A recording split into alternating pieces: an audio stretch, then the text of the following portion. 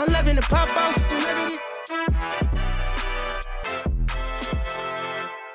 What's good? Welcome back to the Pop-Off Podcast, a conversation about the Sweet 16.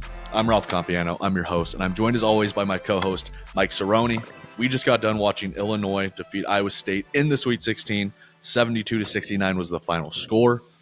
What's the number one thing that stood out to you in this game? Was it Illinois' ability to make clutch buckets? The fact that they led wire to wire the entire game? Was it Terrence Shannon Jr.?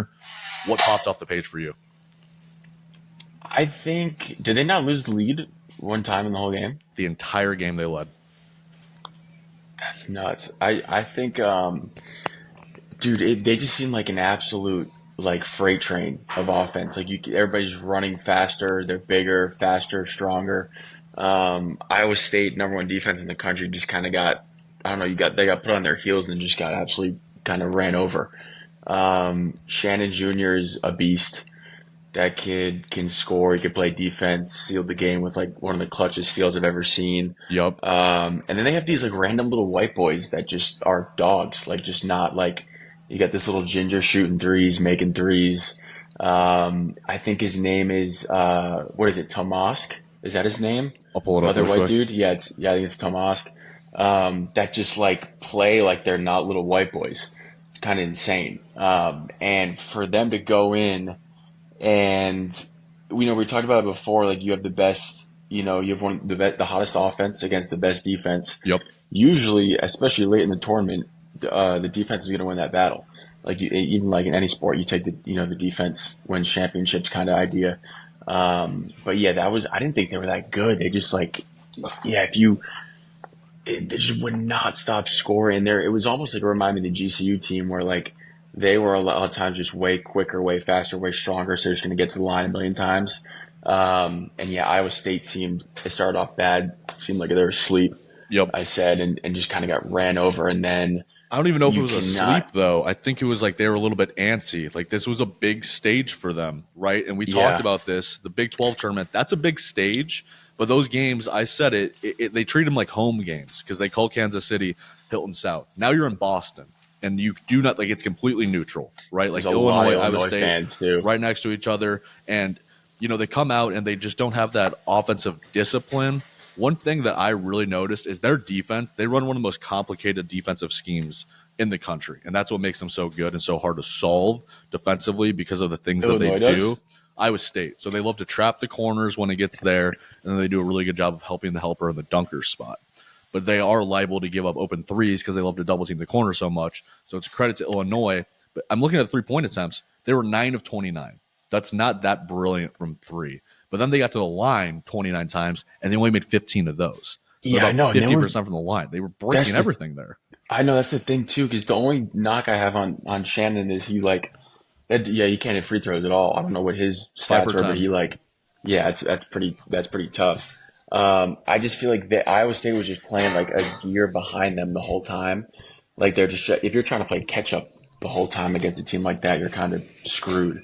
And they did tie it. They kind of made a little, there's a really bad play at the end where that guy took just out of place three. And then, I don't know. They had a chance too. They were hanging around, but it seemed like Illinois should have been, the seed should have been flopped. I think they're just on fire right now. I bet them plus, I don't know. They just seem, when you get that hot in March, everything just clicks. And they fucking. Well, they got hot as a team, but their best player played like the best player of the entire game. And he got in some foul trouble. So there was a 5 to 6 minute stretch when he had 4 fouls, Terrence Shannon Jr., where he wasn't available. But, the guy finishes with 29 points. He's averaged 30.5 points in his last 6 games. He has 5 rebounds. He has 2 assists. He's 10 of 19 from the field. And he did all of that, Cerroni, in 22 minutes of play. So he played about half the game, and he scored 29 points in those 22 minutes. And will he go to the league next year? Yes, he's going to the league. So he's a senior. Top 10 pick? I don't know. Because of the age, I would take a risk. Don't think it's a risk. I think he's going to be a bona fide pro because he has the athleticism. He has the jumper. I think that you can fix the free throws. That might just be a casualty of the moment tonight. But I think he's definitely a league guy, like definitely a rotation Yeah. player. I could see the Heat drafting him with like the 13th pick, and then all of a sudden he's just like a fucking all-star in Yeah, two he definitely years. has athleticism too. He could play D. That was a Clamps. filthy steal at the end too. Just like it was almost like a dagger, but instead of a 3-pointer, it was just a steal and a dunk. But I had said it on the pod that we did with the boys, with the box out boys, and I said it in the group chat. You have to take him away. You have to put 2 on him or something, because if you let him beat you, he will beat you, and let the other 4 guys beat you on that team. So he had 29 points, and then across the board, you've got Hawkins, Coleman Hawkins, the big kind of guard. He's like a 6'9" guard essentially. He had 12. You had that Danger guy come off the bench. He had 7 points, 6 boards. He was effective in his time, but like nobody else was in double digits other than Hawkins and Shannon. And so like the minutes that he's playing, especially when he's already in foul trouble, you gotta like throw 2 at him, make him fuck up, and like get a charge, something along those lines. Because the less he's in the game, the better off you are. And that's when Iowa State started to claw back when he was out. You got to take advantage of those opportunities right there. But my biggest issue with Iowa State is actually on the offensive end. I think what makes UConn so brilliant to me is they're so unpredictable on offense. I knew exactly what Iowa State was doing on offense the entire time. It was very elementary. They would run a ball screen on the right side with 2 guys, and then on the opposite side, they would have Gilbert in the corner coming off of a stagger screen. The stagger screen is just 2 guys setting an off-ball screen at once to try to get a 3 or a curl to the basket. And Illinois was just like, we know what you're running. Like, it's so predictable. So they're just cheating all of those screens, and there's just something about them that's like, the defense is miraculous. It's unbelievable. I still think it's the best in the country despite losing, but their offense is just, it lacks. Yeah. When I tuned in, because I came over late from the Bama game, Iowa had like, I think they had 15 points and 14 of them were from one dude, one kid. I don't know his name. Yep. So that was With Curtis Jones. He checked into the game. He came off the bench. yeah, He had Jones. 26 points tonight, but yeah, he had 14 of their 50. There was like, I think it was like 12 minutes into the game. He had their only field goal makes, and then Gilbert Literally. had a free throw. And I mean, Mochilovich is like somebody who's been kind of a hub for them this year, like somebody they can rely to score. He hits a lot of fadeaways. Tonight he had 24 minutes, 0 for 4 from the field, 0 for 1 from 3, 1 point. That's unacceptable. I know he's a freshman. I know he's European, but like that's what loses you the game right there, is that guy not showing up. Yeah, it's tough too because in March you have one slip up. Yep. And dude, this is the team. Like this is the same team that blew out Houston by like 30. Yep. Which is just like that's what makes that's why we love March. It makes it fucking insane. But that's why I'm saying like I wasn't as confident in them in this tournament because of the neutral site. Like when they beat Houston by 30, yes, that's impressive. But Houston didn't expect that game to be an Iowa State home game, and then they realized like 2 minutes into it, holy shit, it's an Iowa State home game. Because there's one thing about Iowa State, their fans are crazy. Like going to Hilton and watching a game there is easily like the most explosive environment I've ever been in. They're fucking nuts. Like they really are. That's not just me being like sucking our own dick. They're insane. I mean, you have guys like Berg and Clark just go, because we don't have anything else in Iowa, Cerroni. We have the Iowa Hawkeyes and the Iowa State Cyclones. So when we go to Kinnick, you go to watch Iowa and you watch us play football, we kick ass, and it's corn. Potatoes is Idaho. We kick ass in football at Kinnick because we're loud and we're fucking nuts and we tailgate our dicks off. All right, Iowa State's the same way with basketball. They're insane. Like that crowd gets so loud. So that's what happened in Kansas City with Houston. But this didn't look like. I think the biggest thing with home court advantage is just the confidence on the offensive end. Like you get a steal, you're pushing it, you're attacking the rim. Where they would get some steals tonight, and then they wouldn't even have transition opportunities because somebody would pull it out because they didn't like the 2-on-2 opportunity. Yeah. You have to take advantage of those opportunities, and they didn't. And there was a lot of it felt. I mean, Chicago is near. Yep, it's near Boston, but it felt Illinois fans were going. It's not near Boston. Chicago's in the Midwest, and Boston's on the East Coast. Yeah, no, I know, but it's not really that close at all. But I mean, if you're considering as far as like cities, like in feelings and vibes, like I'm sure there's a lot of Boston people that like are transplants from Chicago. Like people are more likely to move to Boston from Chicago than they are from Ames to Boston. Yeah, and they were dude. Every time Illinois, they were going nuts. Like that place was shaking. Yep. So yeah, it just completely flipped, and then you have that with all the momentum of them blowing the doors off of the two teams before Iowa State, and you have the underseed Yeah, dude, something about March, like it's got to be beautiful. I'd almost rather play as a higher seed. It's just like that one, just it seems so. Everybody just loves the underdog Yeah. in the tournament. It's crazy, and you like that's why I love NC State tomorrow. But yeah, dude, I mean, I kind of expected that, but yeah, it's tough to see. I feel like a lot of people had them winning the whole fucking thing, Yeah, that's or at least insane. I didn't going think a that was couple going to more happen. games. I definitely like, all right, so I guess we can do this. So great season for Iowa State. Congrats to Illinois for moving on. Whoever won this game, after watching UConn, I've watched them for probably 2 weeks now. Whoever won Yeah, this they look game, unstoppable. I told everybody around me, I'm like, I'm putting my entire savings account on UConn. They are unbelievable. So I watch NBA all year, and then once March comes around, I start to watch the conference tournaments, and then I watch the NCAA tournament. Yeah, same Every thing. college team that I watch, I'm like, there are flaws here. And even in NBA teams, there are definitely flaws across NBA teams. UConn is like the only one that I really struggle with finding a flaw because they have two senior guards and Spencer and Newton, the I know, and black kid and the white kid. they They're lost two from last year too. they It's lost crazy, or Hawkins, three. Sonogo. I mean, they're losing all these guys, and they just relock and reload. And these guys, a Yeah, lot of these guys played on the championship team last year and played crucial minutes.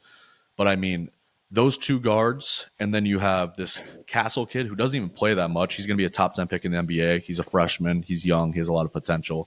You have Klingon, who is, if not the best center in the nation, then second behind Zach Edey, right? And then you've got, I can't remember his name. He's a European kid, but he fucking snipes, dude. He's a yeah. sophomore, and he's just I know an who you're absolute talking dripper. about.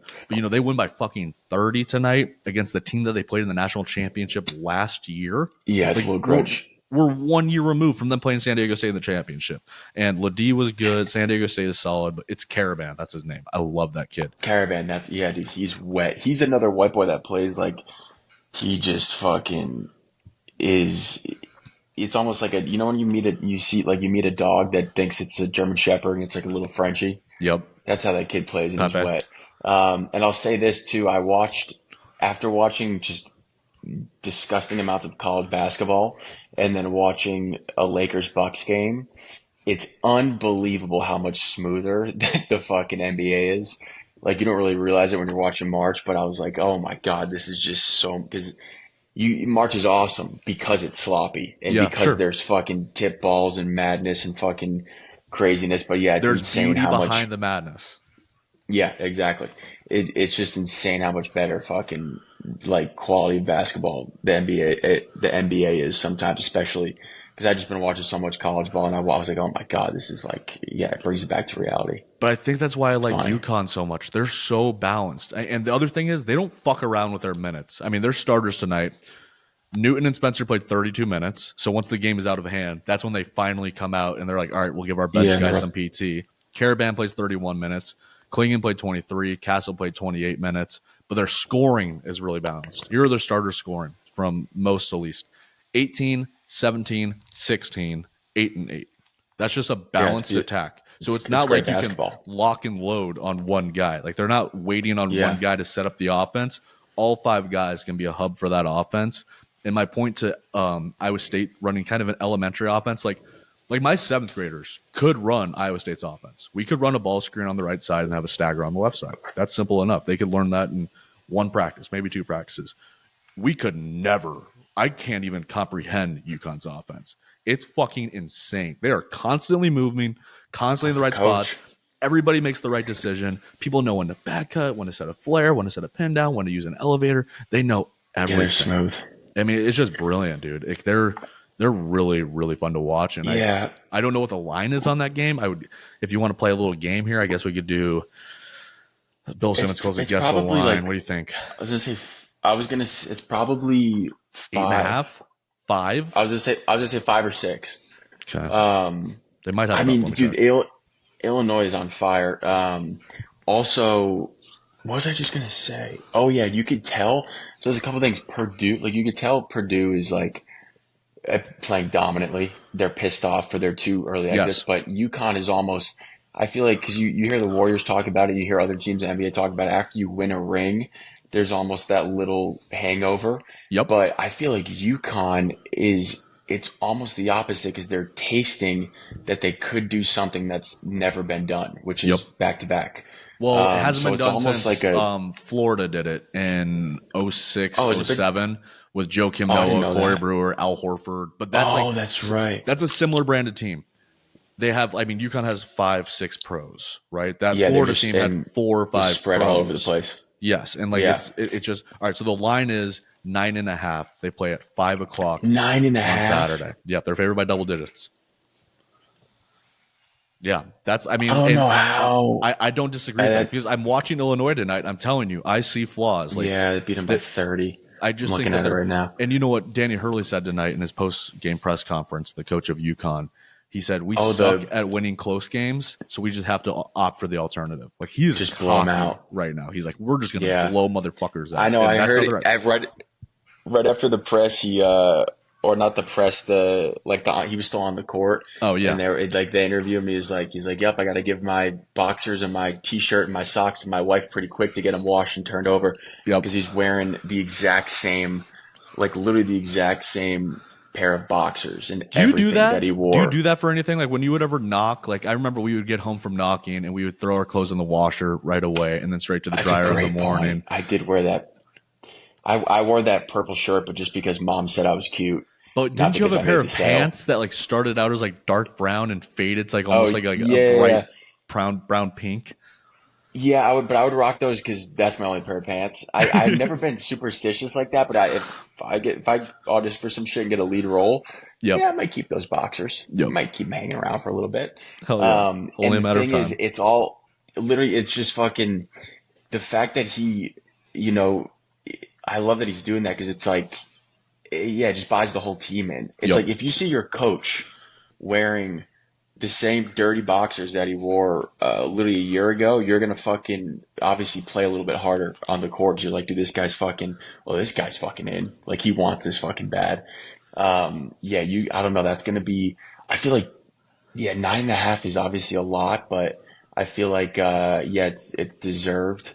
That's gonna be a great match. Is Purdue? So Purdue is on the Tennessee side of the bracket. Okay, 'cause I thought Purdue played UConn, but yeah, it's gonna be wherever this comes down to. This is gonna be a beautiful fucking Elite Eight, Final Four, because it's gonna come. I mean, yeah, Well, I let's can't wait do for this. Alabama UNC now because that was a game that was 89-87. I made a joke. So like, Carolina, Insanity. they're the only school, only state with a color named after them. Meanwhile, Alabama named themselves after a color. They're the Crimson Tide, right? But they ended up winning this one, 89-87, red versus blue, Crips versus Bloods. I think my biggest highlight from this is you named yourself for this podcast.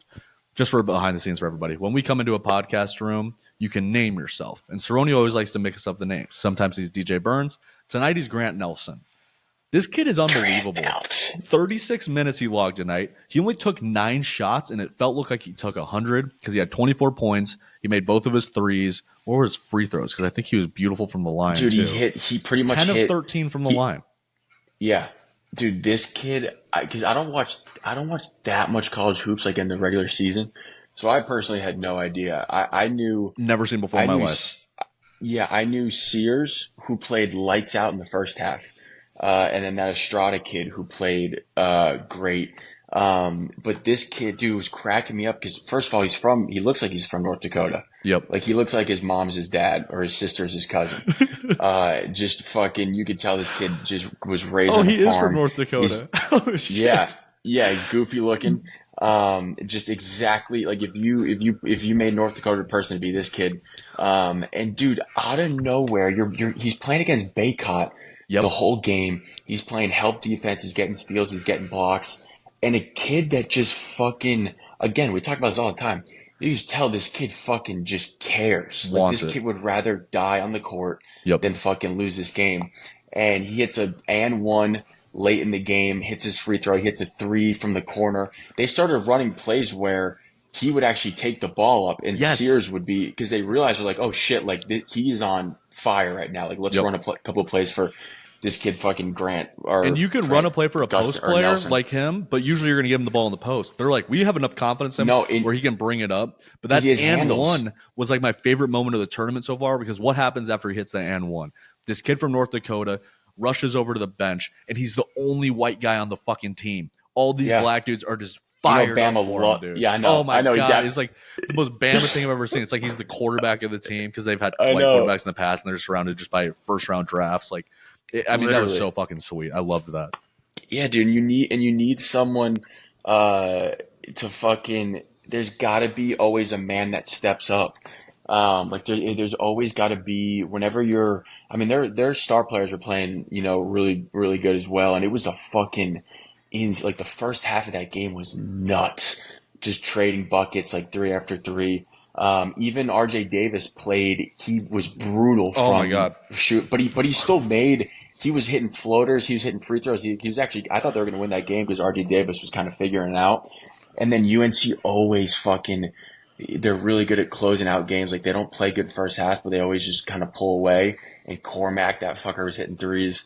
Baycott got into foul trouble, which is huge because I think he had to sit for like, 5 or 6 minutes. But yeah, dude, Bama, and I liked them from the start just because I thought they were so fast, so just such a good shooting team.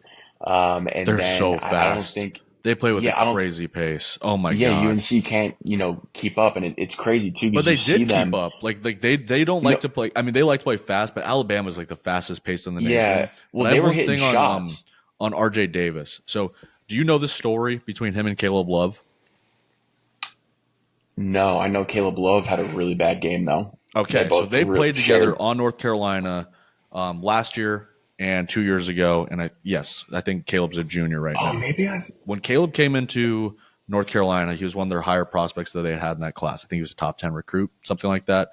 And so they were the team that beat Duke at Duke in Coach K's last home game, and then beat Duke in the Final Four in Coach K's last tournament game, and then played against Kansas in the national championship. RJ Davis, Caleb Love, Baycott, all on that team. Last year, they went down a fucking hole. After making it to the national championship, they were playing together. Didn't make the tournament. Didn't make the tournament. They're terrible. Caleb Love transfers to Arizona this year, supposedly because he fucked RJ Davis's girlfriend. Okay, so like a literal backcourt breakup between the two of them. What happens tonight? RJ Davis, 4 for 20 from the field, 0 for 9 from 3. Caleb Love, 5 for 18 from the field, 0 for 9 from 3. Wow. Just like karma on both sides, written in the stars, man. Yeah, that's insane. Because fucking, and RJ fucking, the thing what scared me about UNC was it kind of like UConn. They can spread. Dude, you obviously give it to Baycott. Baycott's been in the league for 30 years. It seems he's fucking got experience. RJ Davis and Baycott, I've never seen a tighter pick and roll or not even a pick and roll. Like when RJ turns the corner, they're like you can't even fit a piece of paper between. Well, they run a lot of handoffs with him, where Baycott will have it at the top, and then he comes around without the ball, and then you're right, he's going hip to hip on that, which is really hard to guard. And then a full head of steam into the either. I mean, it was Grant, and even I think they were up 2, and they did the same handoff, and Grant Nelson had to pick up RJ Davis and like 3 times in a row played the best hands up defense I've ever seen. Swatted the shit out of him. But he, just cutting off the shot, not falling for the fake. But yeah, dude. So where's I going? Oh yeah. So I thought Bama was going to struggle because they can kind of go to where Cormac hits fucking a ton of threes. RJ Davis usually hits threes and then can just take the ball anywhere. And then you got fucking Baycott dishing off. But yeah, they were.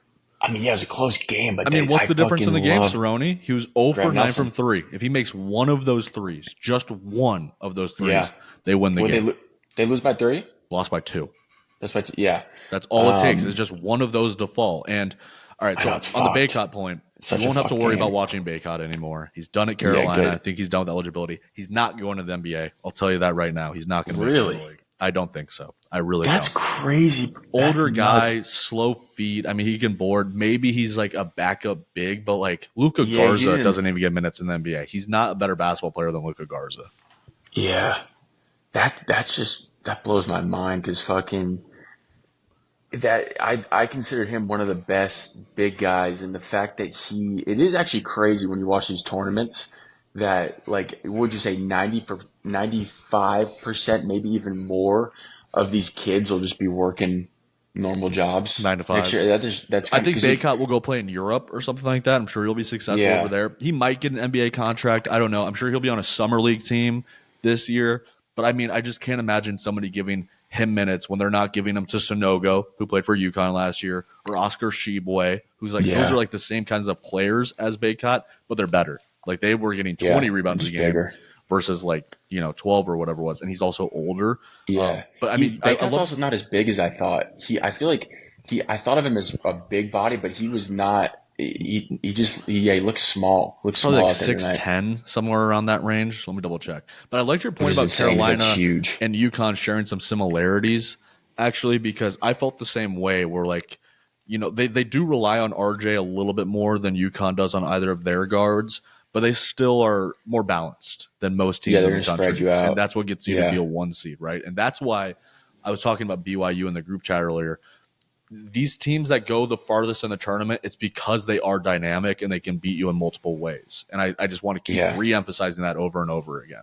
Because if you're a team that just relies on threes, you might win one game in the tournament. You are not winning 2 games if you can only play one yeah. If way. they're not falling, you're fucked. You're fucked. In Alabama, they Yeah, play fast, but that's not like their thing. Like that's not what I mean. Like the pace doesn't really yeah. infiltrate No, that they take it to ideology. you too. They got some. I forget the other. I think it was Griffin. Yep. They were. I've never seen a team where all five guys are like shooters. Like bro. They were all. It was. I didn't watch too many Bama games in the regular season, but everybody talks about their 3-point shooting, their scoring. I didn't really buy it until I watched. I mean, I've been watching, a couple of their full games, and they can. It's insane how many of them can shoot And from another team like three. UConn, man, I mean, they just play their starters. Like they have 4 out of 5 of their starters are seniors. Okay, and those seniors played 35 minutes, 29 minutes, 36 minutes, and 40 minutes.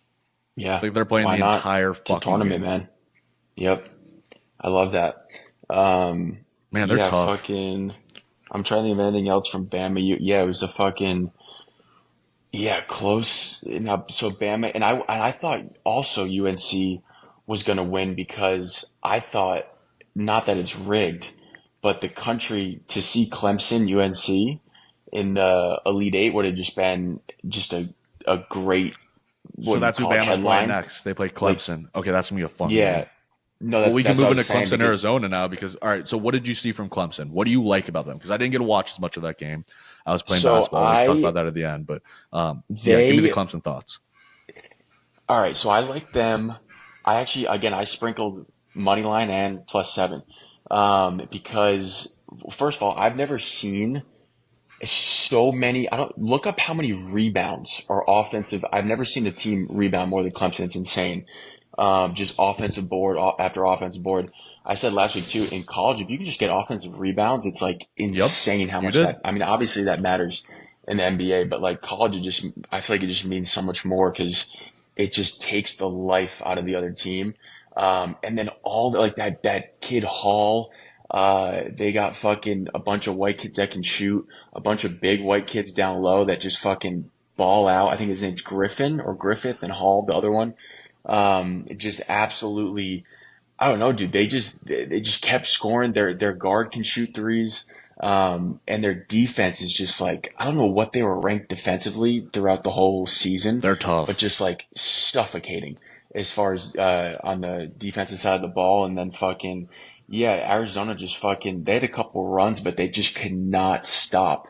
Like Caleb Love, I think he probably had like maybe 14, 15 points, like a decent game. 13. But But I mean, yeah, but on 18 towards shots, the, that's not very efficient. yeah, and towards the end, I don't think he scored barely anything in the last like 5, 6 minutes.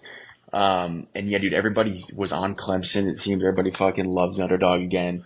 Yeah, dude, they fucking, again, Arizona just kind of caught on their heels. Just wasn't expecting, yeah, I don't know. I feel like it seemed like Arizona, you see a team like Clemson with a bunch of white kids and you think it's going to be a breeze and we're favored by 8 points and we walk in there and, just got, I mean, pretty right off the bat, just smacked. Like I knew by the first, like maybe 10 minutes in, I was like, oh, +8 is like, this is going to be easy money. And then I didn't, I took, they did, I feel like they would have came back. They did. I think they tied it up or even took a lead, early, like maybe 10 minutes into Yep. the second half. But yeah, just got ran over towards the end, couldn't catch up. And then, yeah, down the line, there just comes, yeah, it came down to like 2 or 3 possessions. And Caleb Love, he would shoot, yeah, 0 for 9, just like fucking Davis. Chucking, He dude. could not Chucking. hit He it doesn't through. stop. And I usually preach that with my players. It's like, hey, like play the percentages. If you're a 40% 3-point shooter and you miss your first 6, that means the next 4 are automatically going in. That's the way that we're supposed to think about this. But the thing Yeah, on it was Arizona not is there. I did this homework the other day because I was struggling with the idea that the Big 12 is the best conference in basketball. So I wanted to take a look at the last 24 years of college basketball. I might have talked about this a little bit before, but Arizona hasn't made it to the Final Four. Take a guess when the last time they made it to the Final Four was. Early to like 2003, 2001. early 2000s. They are regarded as one of the best programs in college basketball. You cannot be thought of that way if you've made one Final Four in 23 years. And now they're going to go to the Big 12. So many recruits for like everybody. It's like, yeah, they do get a lot of. They always got someone fucking. They're always, recruiting. People are always going Gilbert there. Arenas, Richard Jefferson, Andre Iguodala. That's like the old school Go to versions ASU. of them. They were solid. But then you have Derek Williams. You have guys like Love now. You have Ballo who transferred in. Ballo's great. I mean, that guy's a stud. 15 and 15 tonight for him. But they are just like the. Is that their big guy? Yeah, the big African kid. He's a beast. Stud, I didn't know about him. He's a dog. He was fighting. He was rebounding. And he transferred from Gonzaga because Tommy Lloyd, their head coach now, was the assistant at Gonzaga. And I think he just liked Tommy a lot. So he's like, I'm going to go to Arizona, mix it up. And also, who the fuck would rather go to Arizona than Gonzaga, considering the women that go to those two schools? But yeah, man, I mean, it's just Clemson. It's just like, that's a team that who the fuck would have thought, dude? Who would have thought? Because like we talked about UConn and NC having Baylor. That balance. Clemson's interesting because I don't know if they have – I think they have balance, but it's a different way where UConn has several playmakers on the floor. Meanwhile, Clemson, they just know their roles really well. Like, who's that curly-headed kid? Shiflin. Played 36 minutes tonight, dude. He had 14 points, 7 rebounds, 3 assists. Gerard, their little white point guard that wears, like, the wristband. Like, that kid is nothing special athletically. He's just always making the right decisions. I don't even know if he had a turnover. He hits threes, too. No, he fucking one turnover tonight, and he played 32 minutes. Yeah, the way I see Clemson is like fucking. When you played pickup hoops at like LA Fit or something, and there's that one white guy who just like is clearly trying so much harder than everybody else. That's me. And on defense, he's just squatted down, and you're just like, oh, this guy, like, there's no way this guy's guarding me. Like, this was supposed to be fun. Clemson's just a full bunch of those kids that just like want it more, that just are scrappy. Just a bunch of white kids that fucking are getting after it. And the surprising thing too is fucking we're suffocating on defense, but all their big white boy have touch around the rim. Like they can shoot jumpers. They're getting these and ones, like these off balance shots. It's kind of crazy. And then they got some shooters. But yeah, I didn't even think, because they were playing New Mexico was a huge favorite to go far. They dragged New Mexico by like, I think it was like 20, 25, and they beat Baylor, which I feel like Baylor fucking was everybody's, people at Baylor going far. Yep. And then you smack fucking U of A. So yeah, I think Bam. I'm curious to see who's favored in. It'll probably be pretty. Is that line with? I'm double checking right now. All right, it's out. Take a guess. Go ahead. Take a guess. Who do you think's favored and by how much? I think it'll be Bama by 3. Money. Bama by 2.5. Yep. I don't know. Yeah, I would take fucking. Oh, you're gonna do it? I mean, they're gonna play Saturday night. We don't have another pod before then, so we might as well make our picks on those two games. I'll tell you right now, I'm taking UConn by 10. I think UConn is that fucking good. They're gonna win by 10. Yeah, take UConn. I would take Clemson because I feel like they're just so fucking. They're just a lot more. They got way too much heart. Well, you know what's interesting about this actually is that, all right, so Arizona is probably the team most similar to Alabama in this tournament as far as pace is concerned. They want to push that thing. Like they are running and gunning. They're getting it up the floor. Alabama's the same way, obviously. Clemson's the opposite. They showed a stat tonight that I think Arizona had the 8th highest pace in the country tonight, and Clemson's like 256th out of what, 264 teams? Way down. Yeah. So the over-under right now is set at 164.5. I love the under there. If you just want to think that Clemson's going to slow the game down, because I would say it depends on who you pick for. If you're an Alabama guy, you're going to take the over. If you're at Clemson, if you're looking at Clemson, you're going to take the fucking under. They're going to slow that pace down. So it was 77-72 tonight for Clemson, Arizona. That's a total of 149. Meanwhile, Alabama and North Carolina, that was a total of 176. That's fucking nuts for a college game. That game was, that was one of the best college games I'll say this, even the Bama GCU, like every Bama game is just, they're fun. Exactly what you want out of March basketball. Like it's actually crazy. And if you like that style of basketball, folks, let me tell you about a little league called the NBA, because we love to push the pace in that league. I know, just a bajillion points. And it's fucking, you got to tip the cap to Bama too, which I don't even fucking, it's pretty crazy. Bama's this good because probably not even 5 years ago, maybe 3 or 4 years ago, like they're just a football school. Yep. I mean, they're still football first for sure. But like over the last, since Nate Oates took over, I think like 5 years ago, something like that, they've become a legitimate program. Like they are probably the best team in the SEC. I mean, if you want to know stats as far as like, so I did the research again. Were you a part of this conversation? I asked who the last 2 SEC teams were to make it to the Final Four. Take a wild guess. Maybe Auburn. Auburn is one of them. It's got to be Auburn. There's no chance in hell you get the other one. Auburn was in 2019, and then the other team was in 2017. Yeah, so Alabama could be the first LSU. SEC LSU. South Carolina. The fucking Gamecocks. Yeah, Kentucky hasn't made it to the Final Four since 2015. Good for Bama, bro. Look at U of A. U of A hasn't done it since fucking 2001. Yeah, and Bama does it. Yeah, you got to give. Well, they haven't done it yet. They're gonna have to beat Clemson to get to that Final Four. But what do you like in that game? Because we can preview the games tomorrow night or tonight when people are listening to this. But you could go in Clemson plus 2.5 there. I'll go Clemson. I love the underdogs no matter what, and I think that. Yeah, Bama was this close to fucking losing that game because UNC is just more of a complete team. And I feel like Clemson, with momentum, full head of steam, being the underdog, playing that good defensively. Again, it's Clemson's more of a complete team. And if Alabama doesn't shoot lights out, it might be bad. So give me Clemson for just being more steady headed. All right. Because Bama. I'll ride with you on this, but what I'm going to do is I'm going to turn it into a tease. Okay, so I'm going to take Clemson. I'm going to tease them plus 3.5 points and UConn plus 3.5 points. Parlay those together. If you take, so that would be UConn to win by 6 and Clemson to lose by no more than 6. All right, so they're both at 6, and that's plus 109. That might be. I love that. That might be a savings account bet right there. That's a nice safe bet. Dude, I've been fucking. I scorched the books today. I was fucking Go ahead. rolling. Do it. Take it. We'll clip this. Go ahead. We'll throw the graphic in. Tell us what you had. I took Clemson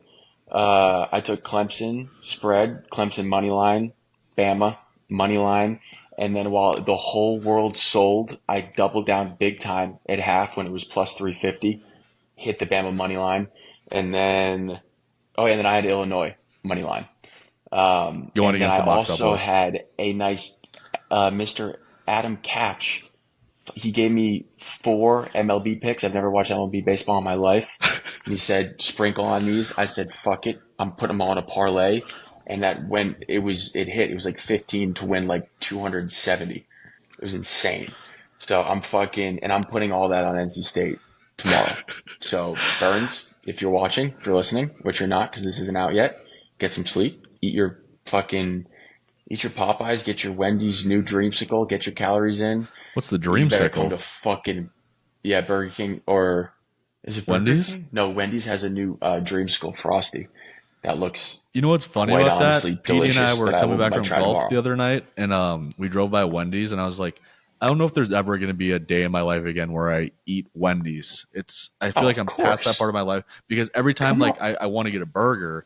Like I'm usually going to go to like Gateway Market, which is like a good little joint over here. It's well, like that's sit down. You got to be in the fast food mindset. But if I'm going fast food, then I'm going to get like Culver's or Bebop's, which you haven't had because they're Midwest, or I might even do a McDanks or something. Dude, when you come here, we're Bebop's and Culver's for sure. At least I'm down. Yeah, they're both fire. Down to get all over that. All right, so again, we're not going to talk too much about San Diego State. They lost by 30. Congrats to Jaden Ledee. I know he's a Box Out Boys favorite. So we'll do a quick preview. We'll do 5 minutes on each of these games max. I'm putting us on the timer right now. So the first game, chronologically, tomorrow night will be NC State at Marquette. Is that the first one that you want to do? I'll give you 6 minutes for this game. Well, all right. The line is Marquette by 6.5. The over-under is set at 151.5. That's on. I am getting so much. I mean, yeah, clearly I'm on NC State. I always Plus have been. Plus 225 money line. So much value on money line. I'm putting, I'm just using the house's money that I won today, slapping money line, and I have every bet you could possibly bet. Me and my boys have like 28 prop bets between DJ Burns, Horn, and Diarra McConnell, the guard. Dude, they just play. It's the year. Marquette didn't impress me that much. They almost lost a couple times. That Kolick kid, he's got a little bit of dog in him. He's got some fight. He was the Big East Player of the Year last year. Yeah, he hasn't met a young man named DJ Burns who's going to body him around. Fucking, I hate to break it to you. DJ Burns is not guarding Kolick unless it's in a screen or a switch. Kolick's going to dabble in the paint, and there's going to be a big man there waiting for him. And dude, DJ Burns is on fire. Okay, they were doubling him, they were tripling him, could not stop him. Unbelievable touch, and it just opens up, dude. When you put 3 guys on one dude down low, Horn lights out from the perimeter. Didn't play that great last game, but he's gonna have a big bounce back. McConnell can shoot threes. When DJ Burns gets too tired, because Lord knows he will, because he's carrying around 320 pounds. You got this Middlebrooks kid, this white boy off the bench who put up 20, stud, can get it done. Just a guy that wants it. And then you got Diarra fucking getting every rebound. I think NC State is a complete ass team that has heart. They know that they are the one Cinderella left in this tournament. And honestly, give myself a nice pat on the back. You know how hard it is to pick the Cinderella in the March Madness tournament. And I'm not gonna lie, I fucking did it. They won 2 games. This will be the 3rd. I think they're actually a fucking just really complete team playing really well. And I feel like Marquette is just not as well built and honestly almost slipped up a couple times. I think 6.5 is just I'd love that to hammer that. I'm not taking the spread. I'm taking money line.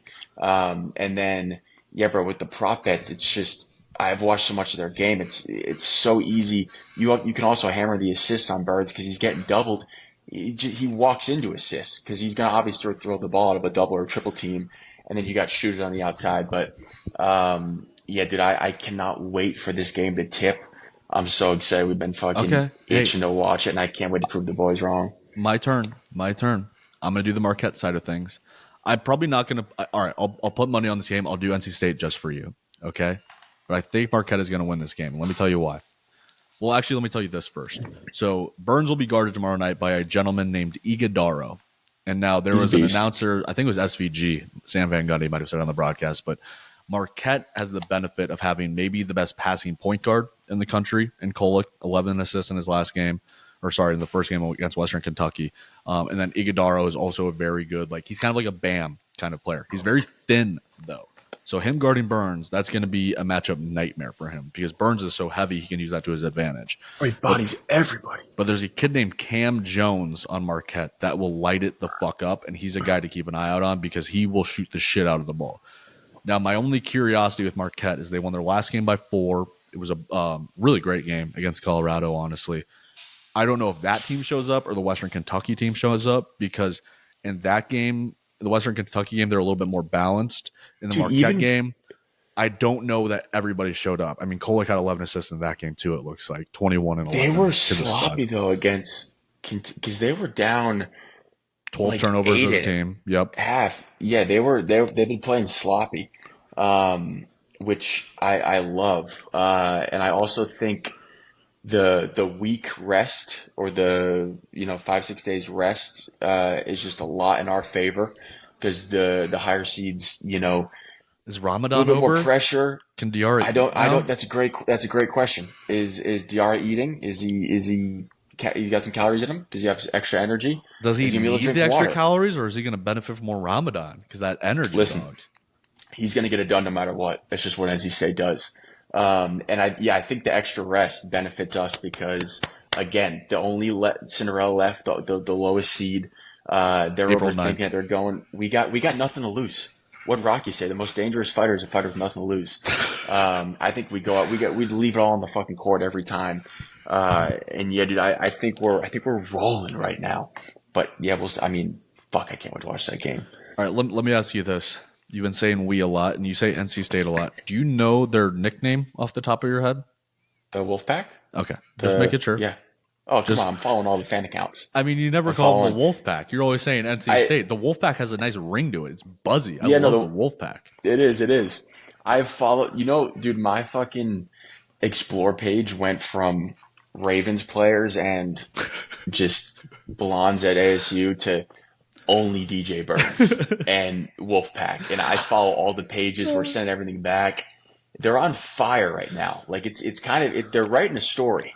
The story's not done yet. It's going to continue, but it's you catch a team like that at the right time. Someone's got to be a Cinderella. Someone's got to do it. San Diego State last year. I think, and dude, yeah, this kid just keeps surprising me. I fucking, oh, I love him. I really do. I Wait, let me fucking do love this this team. really quick, actually, because are you familiar with a gentleman named Jim Valvano? Yeah. Oh my God. Jimmy V. The Jimmy V fund, the speech, All right, beautiful. everything. So, coach of NC Was he State. NC State? I'm trying to think of when they Oh, won the title. it I'm was. It wondering must if it's have the been 40th anniversary because that's not a conversation that I've heard. 1983. It'd be the 41st anniversary of them winning the title. Oh my God. See, that's even more to the story. And I love, bro, his speech. I watch his speeches every fucking couple months. Laugh, Um, cry, smile. Yeah, yep, beautiful. that's a complete day. All right, Don't ever give up. that's 6 minutes. That's 6 minutes right there. All right, so moving into the next game. Chronologically, Friday night, Gonzaga, Purdue. So, two teams that have struggled to get over the hump. Mark Few, What's how? Matt How much are they Painter. favored? The line is Purdue by 5.5. The over-under is set at 154.5. Gonzaga is plus 188 money line. This is fascinating. Okay, so I don't have a lot of familiarity with either of these teams. I've watched them both play once in this tournament. I've been impressed by Purdue. But at what point does Purdue just Purdue themselves? Like, when does it come down to that? I think you hammer Purdue minus 5.5. I think they are I mean, so Gonzaga beat the dialed. shit out of Kansas, though. They looked good against Kansas. That's the one game I've watched them play, but they looked Did they? How really much good. did they beat? Okay. Um, Kansas was also hurt. Yeah, Um, fair. I think Purdue just has a look in their eyes this year. They're not celebrating any wins. They're not 89 to taking it 68 easy against on Kansas.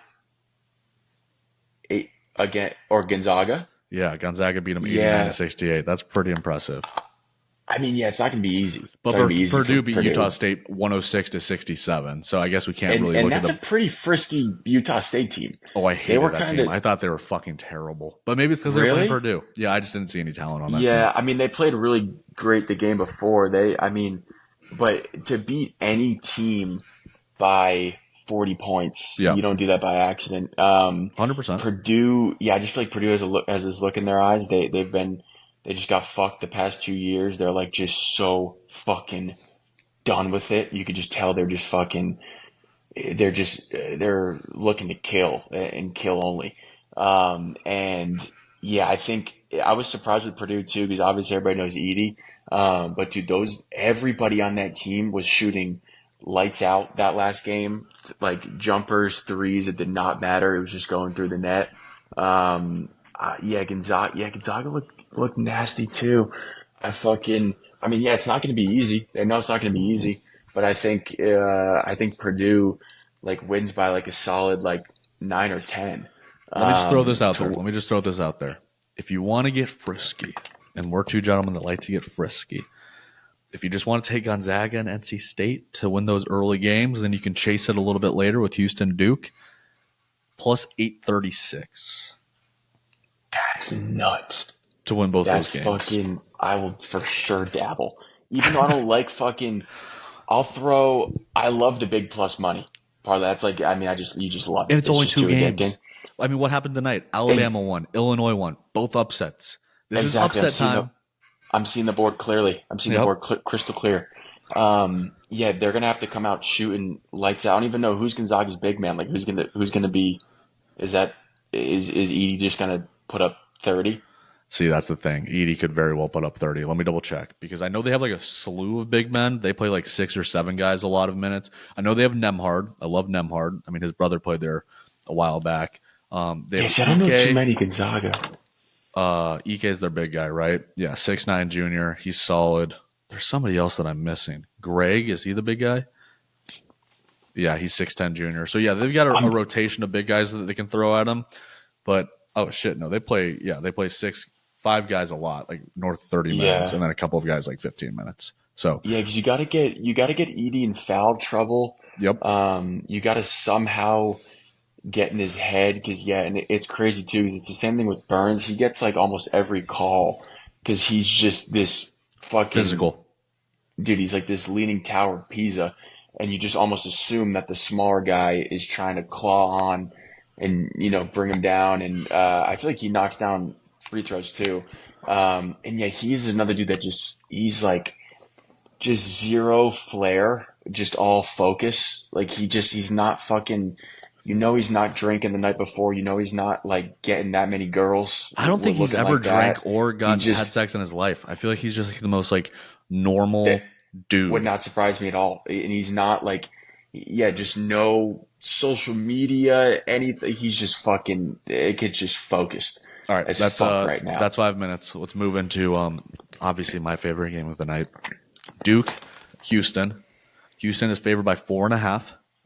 Duke is plus 158 money line. You bet your bottom dollar I'm on that. The over/under is set at 133.5. So they have a lot of confidence in Houston's defense and not a lot of confidence in Duke to sustain this level of shooting. If it's only at 133.5, that's easily the lowest over/under of the night. Creighton is at 144.5. Gonzaga, Purdue, 154.5. NC State, Marquette, 151.5. I'll get you. Do you want it? I can do it. I'll tell you what. I'm all in on Duke. Thank you. All in for a couple of reasons. One, mainly being they will play NC State next round, and me and you will be Clash of the Titans. I'll have to. One of us will have to fly out. One of us will have to watch the game. Maybe we'll watch the game over Zoom. You've been a fan of them for a month. I've been a fan of Duke for 18 years, and it'll just be a Clash of the Titans. Fugazi. I fucking Houston didn't impress. I mean, bro, that 3, it should be Texas Tech, not A&M. Texas A&M. A little bit of choking going on there. That game was 100-95 and then went to overtime, but that is a very high scoring game for Houston. That means that their defense, there are things on film that Duke has had to look at for the last 4 days, right? And seeing how A&M exposed that, and A&M is a good team. Like that's a team I wouldn't want to fuck with. But I think Duke, just because they're Duke and they get the best recruits, they get all these great players, we have a little bit more talent than Texas A&M. Yeah. Okay. And they looked unbelievable against James Madison. Now, they haven't played anybody good in the tournament so far. I don't think James Madison was a good team. I would rather them have to play Wisconsin and beat a good team in Wisconsin, even though Wisconsin's kind of BYU-ish where they rely on the 3-ball a lot. But there's something about Duke right now where they came into the season, they were the second-ranked team in the top 25 AP. They didn't play like that the entire regular season. And this is why I don't value the regular season as much as the tournament, because they weren't even that great in the ACC tournament. But they're playing their best basketball right now. McCain's playing his best basketball. He was fucking unbelievable. 9-3 That's why in that game. Yeah, Tyrese Proctor, the Australian kid, love him to death. One of my favorite guards we've ever had. Filipowski, for as much as people want to fucking hate on him, I promise you he's tougher than he gets credit for. Like, I really believe that. The whole, rushing the court thing, like, I don't think that was in his control. I think that was Duke's. That was like Duke's management team that fucked that up. I don't think that was on Flip at all. And then you got Jeremy Roach, who's a seasoned veteran. This is a guy who's hungry. He was in that game against North Carolina 2 years ago, Paolo Banchero and those boys, when they lost in the Final Four. You're going to be watching him and be like, God, this motherfucker's quick. And then watch him stop on a dime on his mid-range pull-ups. If those are going, that's when you know we're really cooking. Mark Mitchell finally figured out his role as just a guy that he's a ginormous wing. He's like 6'10", 6'11", moves his feet super well, great athlete, kind of just like not a good shooter at all. I hate when he shoots the ball, but just really tough. And I think that Shire has these guys cooking right now. So like you said, like I know Houston's a great program. I know they're really fucking tough. I think Kelvin Sampson's a great coach. I like Shed. I like Cryer. I like all those guys. That kid's filthy. But that kid fucking balls. 133.5 feels disrespectful, especially for a team that just had a 195-point game in Houston and A&M, and Duke had however many points against James Madison. But I think the way that they're shooting it right now, I'm not confident in it, but I've talked myself into it just by potting and thinking about it over the last couple of days. I'm on Duke money line. Let's fucking go. That's a little bit more tastier to me is NC State money line and Duke money line. Oh, you want that one? For a parlay, I would definitely sprinkle $10-15 on that. If McCain plays, even if he plays half as good as he did fucking last game, they're just going to be on fire. And plus I think 738 NC State Duke. I love that. We're on. And then that is the pop-off pod parlay, baby. Let's fucking go. And then they get to play each other, which is it'll just be so much fun. I think, was I just going to fucking say? Oh, yeah, and then again, there's just so much fucking pressure on Houston. Been the best team all year. You got everybody, there's something with Duke in March, and just March Madness. It's just a name brand. And there's a lot of pressure on them going into it. And I think, again, Duke kind of has that chip on their shoulder, nothing to lose type underdog, underseed. Right. Like, that's the thing. I think this matchup usually comes up, and Duke has more pressure on them because they're Duke. But I think now Houston's been a bigger name brand, not just this year, but the last 2 years than Duke has. So I think that they're actually the bigger. All right, so they're definitely not the bigger brand. They're not going to sell more jerseys or more merchandise. But college basketball fans, they think higher of Houston than they do of Duke. And Turner sent me something, actually. Duke hasn't beat a higher seed in the NCAA tournament in the last 30 years or something like that. Well, now, you could attribute that to Duke always having, 1 or 2 or 3 seed and them not winning it every single year. But, hey, sights on 6, baby. We're going for that 6th ring. Let's do it. I love them. I just think. Listen to that. Yeah, I converted you. You're on the dark side now. On Houston all fucking year, and it builds up and fucking. I think the world. Yeah, there's gonna be a lot of blue. I bet there's gonna be a lot of blue in that arena tomorrow. And fucking. I'd love to see them take out Houston. That would wreck a lot of people's brackets. They get to play NC State, which would just be an absolute blast. And I like the fucking, 130 is very, I don't know. After everything I've seen today, it's just been shootouts. So I like that over as well. I think it'll be fucking, everybody's leaving it all on the floor. Everybody's fucking going for it. It's fast paced. It's been fucking absolute bloodbaths. Also, all today. Do you know how fucking devastated the Box Out Boys would be if Duke knocked Houston and the Big 12 out of the conference? That'd be fucking beautiful. You know what? I love that people hate Duke. It'd be a great controversial pod. I eat that shit. I would actually. All right, so they're gonna record Monday night, right? If Duke wins this game, I don't know if they're still listening to this up at this point. They probably are because they're loyal listeners. But if they record Monday night and Duke wins this game, I'm gonna burst in on the pod. I'm just going to show up. That's right. You could just click the link. I could just show up. Oh, you shouldn't have told me that. I might pop in here and there on anything. On fucking rent money. I might just, what's up, guys? Scotty Scheffler's 5 under already the first day. That's hilarious. All right. Yeah, dude, I think I love that. I love Duke. All right, we're on Duke. That's beautiful. Creighton at Tennessee. Okay. Tennessee is favored by 2.5. Creighton plus 122 money line. The over-under is at 144.5. I'll just say it right now. This is the matchup of the cold-ass white boy. You got Dalton Connect in Tennessee. You've got Shireman and Kalkbrenner and pretty much everybody on Creighton except for Trey Alexander. All those cold-ass white boys over there.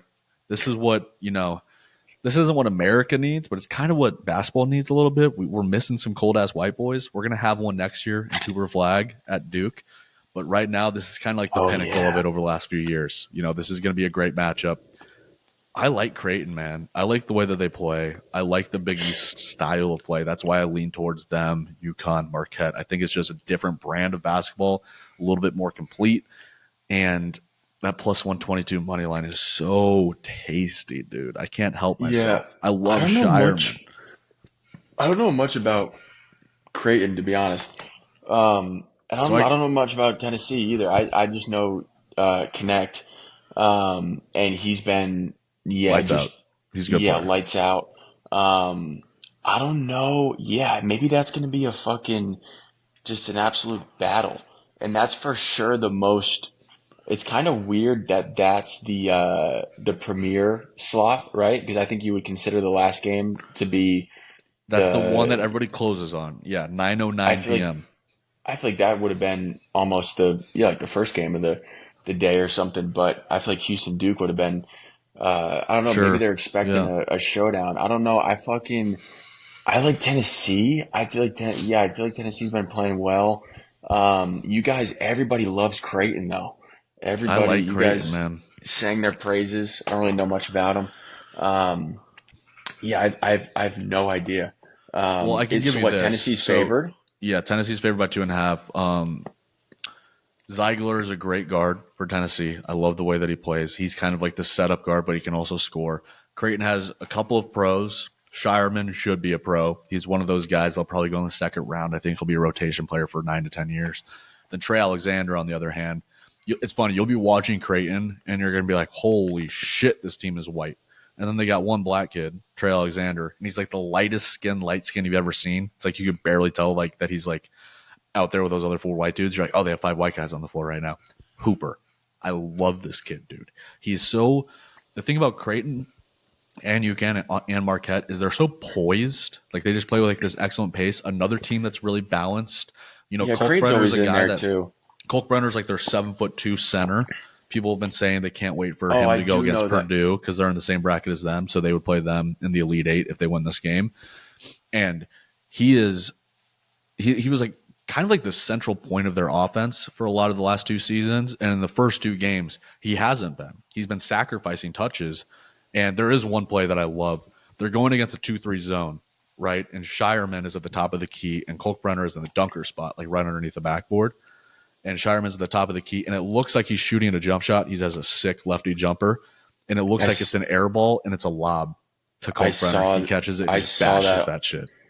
All over fucking – that's like they run that like a decent amount, right? I saw it over ESPN. That's my new play. Yeah. If somebody runs 2-3 against me, you bet your ass I got my big boy down there on the block, and I'm having my guard. If you have a guy that's 7'2", I mean, 6'6" in 7th grade, I think that counts as 7'2" proportionally. Or that much of a fucking height difference. Yeah, you might as well because the fucking guy on him thinks he's already getting ready to rebound. Yep. Meanwhile, the kid's fucking 10 inches above him, already caught the ball. He just had his first dunk the other night in a scrimmage. Oh, yeah, I remember that. So the next step is dunking game. Yeah, I was so fired up. Lit. He was on fast break. I was like, good for him.